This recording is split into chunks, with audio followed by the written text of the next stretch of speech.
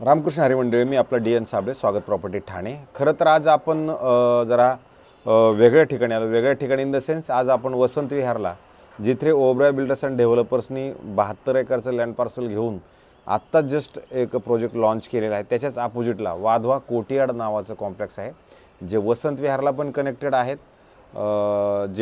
जे तुमचं ओबरायला be connected असेल, जे वसंत विहार बी कनेक्टेड असेल, जे ओपन तलावाच्या शेजारी पण असणार आहे आणि बेथनी हॉस्पिटलच्या पण जवळ असणार आहे।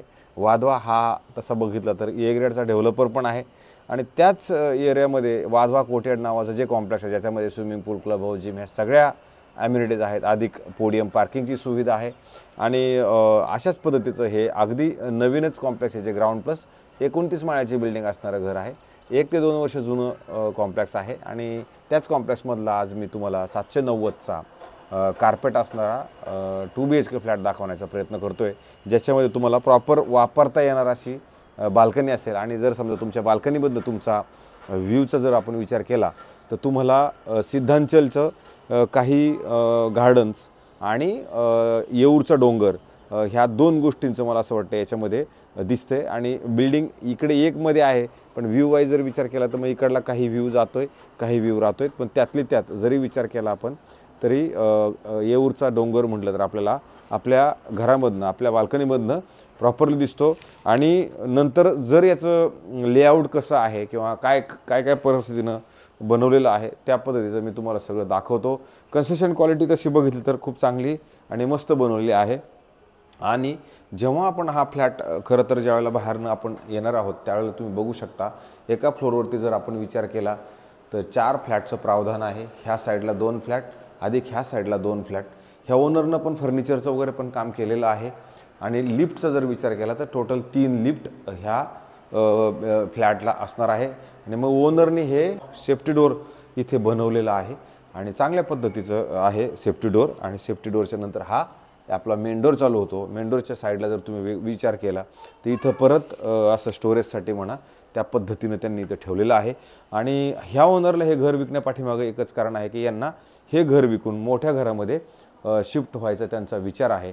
आणि तुम्ही ह्या साईडला जर आलात तर इथे तुम्हाला प्रॉपर असं तुम्हाला डायनिंग सेटसाठी इथे जागा आहे आणि ह्या साईडला क्रॉस व्हेंटिलेशनसाठी तुम्हाला इथे एक खिडकी पण दिलेली आहे। आणि मग आपण डायनिंगकडनं ज्यावेळेला ह्या साईडला येऊ त्यावेळेला हे बघा त्यांच्या त्या हॉलचं सेटिंग, ह्या साईडला त्यांनी TV युनिट्स लावले आणि ह्या साईडला सिटिंगला आणि इकडे ह्या साईडला जर काही बघितलं तर पुस्तकं वगैरे पण ठेवलेले आहेत। आणि मग तुमचा हा नंतर हे यांनी तर सध्या प्लांटेशन केलेलं आहे इथे, तर इथे हे मग त्यांनी बाल्कनी इथं अशा पद्धतीची बनवलेली आहे। तर अशा पद्धतीचं हे आपलं ह्या साईडचा पार्ट आहे। आणि त्याच्यानंतर आपण जर समजा पुढे जायचा विचार जर केला तर पुढे आल्यानंतर तुम्हाला मोठं आणि चांगलं असं किचन आहे, जे 2 साईडला प्लॅटफॉर्म असणार आहे। किचनची साईज पण तुम्हाला एकदम मोठी जाणवते कारण ती आहेच मोठी। आणि मग समजा ह्या साईडला तर डिशवॉशर वगैरे त्यांनी सेट केले आणि इकडे एक विंडो खिडकी आहे, जी खिडकी तुम्हाला टॉप टू बॉटम स्लायडिंगवाले असणार आहे। जे तुम्ही बघितलं पुढं तुम्हाला इकडनं सिद्धांचल म्हणा किंवा मग ते सगळं दिसतं वरती स्टोरेजसाठी पण त्यांनी किचनमध्ये सगळं इथं बनवून घेतलेलं आहे। इथं चिमणी म्हणा किंवा गॅसची पाईपलाईन ह्या सगळ्या गोष्टी आलेल्या आहेत। जर बेथनी हॉस्पिटल म्हणलं तर हाकेच्या अंतरावरती असणार आहे किंवा मग तुम्ही इकडनं जर समजा नितीन कंपनीला वगैरे त्या जायचा विचार जरी केला तर त्या साईडला आहे। आणि इकडे जर आपण आलो तर ह्यांनी वॉशिंग मशीनचा जो पॉईंट आहे तो बघा, इथं वॉशिंग मशीन चालू आहे आत्ता, वरती असा हे कडाप्पा ठेवला, त्याच्या खाली वॉशिंग मशीन, आधी इकडं वॉश बेसिन आणि त्या साईडला तुमचं आंघोळीची जागा, अशा पद्धतीचं हे आहे। आणि मग समजा जर इकडनं आपण ह्या साईडला जर आलो तर तुम्हाला इथे ह्या बाथरूममधून इकडल्या ह्या साईडला जर गेलं तर प्रॉपर अशी ड्राय बाल्कनीला कपडे वाळवायला म्हणा, कपडे वाळवायला इथं अशी चांगली जागा ह्यांनी ही बनवून घेतलेली आहे ह्या साईडला।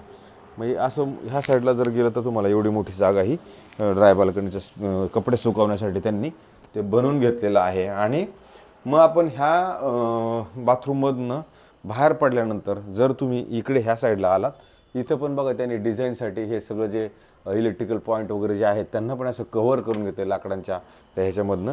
आणि मग ज्यावेळेला आपण हे मास्टर बेडरूममध्ये येऊ त्यावेळेला येतात, त्यानंतर इथं जे तुमचं टॉयलेट वॉशरूम बाथरूम आहे तर हे बाथरूम आहे, तर इथे त्यांनी ह्या साईडला असं हात वगैरे धुण्यासाठी केलेलं आहे। आणि मग नंतर आपण ज्यावेळेला ह्या साईडला येणार आहोत त्यावेळेला त्यांचं ड्रेसिंग टेबल अधिक मग हे त्यांनी जे आपलं कपाट आहे ते मोठं आणि प्रशस्त असं कपाट, याच्यामध्ये वरती AC आणि क्रॉस व्हेंटिलेशनसाठी जर आपण विचार केला तर इथं तुम्हाला एक समोर खिडकी आहे.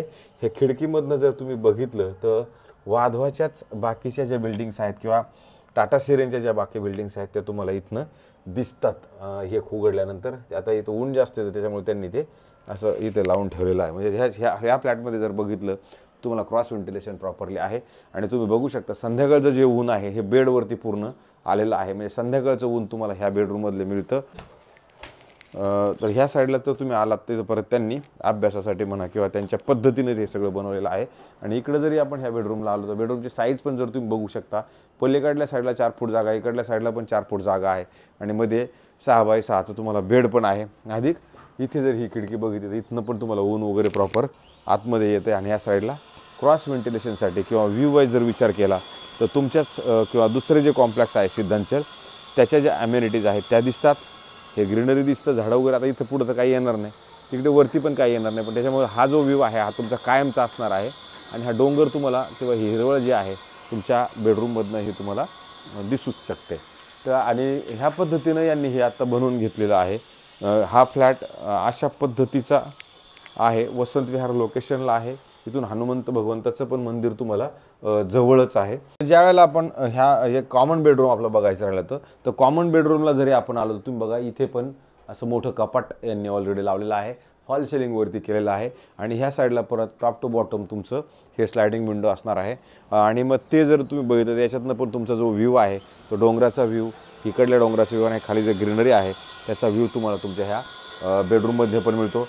बेडची साईज आता हे बेड कम सोफा लावलेला आहे, तरी जर तुम्ही असा जरी असेल तर बेड तुमचा इथपर्यंत 6 बाय 6चा परत तुमचा बेड इथे पण प्रॉपरली सेट होऊ शकतो. अशाच पद्धतीचा खरं तर हा 2 BHK फ्लॅट आहे. जर हा फ्लॅट तुम्हाला बघायचा असेल, आता हा फ्लॅट म्हणजे लोकेशनचे पैसे आहेत. ठाण्यामध्ये प्रत्येक लोकेशन वाईज वेगवेगळे रेट्स आहेत, प्रत्येक लोकेशन वाईज सगळा विषय वेगळा आहे. आता प्रत्येक लोकांचं काय लोकांचं म्हणणं येतं की बाबा असा रेट कसा तसा रेट कसा, तर त्यावेळेला मला हे सांगायचं आहे की डेव्हलपर वाईज, लोकेशन वाईज किंवा ह्या सगळ्या गोष्टींचा जर आपण सारासार विचार केला तर त्याच्यामध्ये फरक तर असणार आहेत. तुम्ही लोक मला सगळे विचारतात किंमत जास्त, हे होतं ते होतं, पण परिस्थिती हीच आहे की developer wise A grade developer, B grade developer, C grade developer अधिक लोकेशन ह्या सगळ्यांचा विचार करून मग त्या एरियामधला एक रेट तय होतो. किंवा तिथले लोक जे बिल्डर विकताना किंवा बिल्डरच्या नंतर ज्यावेळेला रिसेल प्रॉपर्टी येतात त्यावेळेला त्या मालकांचा एक कॅल्क्युलेशन असतं, त्याप्रमाणे ते चालतात. तर त्या गोष्टींना माझा कंट्रोल नाही आहे. प्रत्येक मालक, प्रत्येक माणूस हा वेगळा आहे. मला असं वाटते की आता हे जे मालक आहेत ह्या मालकांना सध्या ह्या फ्लॅटची किंमत 2,15,00,000 रुपये त्यांनी कोट केलेले आहेत. त्याच्यात ते थोडंफार कमी करण्याची त्यांची मानसिकता आहे, कारण त्यांना पण हा फ्लॅट विकून मोठा फ्लॅट घ्यायचा आहे. तर मला असं वाटते की ही ज्या मंडळीला लोकेशन वसंत विहार साईडला किंवा ह्या साईडलाच घरं हवं असतील तर त्यांच्यासाठी हा उत्तम पर्याय असू शकतो. जर हा फ्लॅट तुम्हाला माझा आवडला तर मला नक्की फोन करा, नाही आवडलं तर फोन करू नका. पण मला सबस्क्रायबर्स आणि जास्तीत जास्त लोकांनी घरं बघा, जेणेकरून मी जे रोजचं हे दार ते दार करतो आहे तर मला त्याचं समाधान वाटेल की मी एवढी मेहनत करून कोणतरी त्याला बघतं आहे, नाही तर विनाकारणच यायचं आणि जायचं त्याच्यात काही मजा येणार नाही मला असं वाटतं. त्याच्यामुळे तुम्ही सगळ्यात जास्त बघा. तुर्तास थांबतो मंडळी. रामकृष्ण हरी.